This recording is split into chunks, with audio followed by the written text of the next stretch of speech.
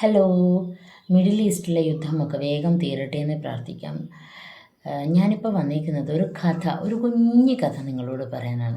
ചില ചെറിയ ചെറിയ കഥകൾ നമ്മളിൽ ഒരു തത്വചിന്ത അല്ലെങ്കിൽ ഒരു നന്മ കടത്തിവിടും. കഥകളുടെയൊക്കെ ലക്ഷ്യം അത് തന്നെയാണ്, എന്നിരുന്നാൽ തന്നെ.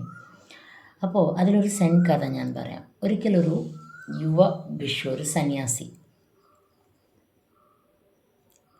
ഒരു സ്വപ്നം കണ്ടു. ആ സ്വപ്നത്തിൻ്റെ അർത്ഥം ചോദിക്കാനായിട്ട് അദ്ദേഹം ഗുരുവിൻ്റെ അടുത്തേക്ക് ചെന്നു. അദ്ദേഹം ഗുരുവിനോട് പറഞ്ഞു, ഗുരു, ഞാനൊരു പൂവിലിരുന്ന് മതോന്മത്തനായി ഉറങ്ങിപ്പോയ ഒരു ശലഭമായതായി സ്വപ്നം കണ്ടു. എന്താണ് ആ സ്വപ്നത്തിൻ്റെ അർത്ഥം? അപ്പോൾ ഗുരു മറുപടി കൊടുത്തത് ഇങ്ങനെയാണ്: യഥാർത്ഥത്തിൽ സ്വപ്നം കാണുന്നത് നീയല്ല, ശലഭമാണ്.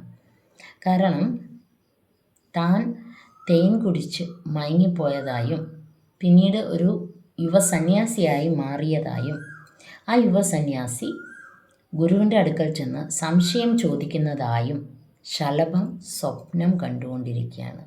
ശലഭം ഉറക്കമുണരും, സ്വപ്നം മാഞ്ഞു പോകും, ഞാനും നീയും ഇല്ലാണ്ടുമാകും. എന്തല്ലേ, ഒന്ന് ആലോചിച്ച് നോക്കിയേ, എന്തോ ഒരു വലിയ അർത്ഥമാണ് ഒരു കുഞ്ഞു കഥയിൽ ഉൾക്കൊള്ളിച്ചിരിക്കുന്നത്.